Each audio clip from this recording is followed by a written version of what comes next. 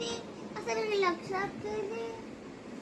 Please మీకు తెలిస్తే లక్ష ఎక్కడుందో చెప్పరా ప్లీజ్ గైస్ ప్లీజ్. ఇది అయ్యింది దొంగ మొహంది. మన లక్ష అక్కనే కిడ్నాప్ చేస్తుంది, నన్ను కిడ్నాప్ చేసింది. ఎక్కడ ఉంది తమ్ముంటే నా ముందుకు రా విదయం మొహం దానా. ఏంటి ఏటో రోజు తమ్ముంటే రావే రా.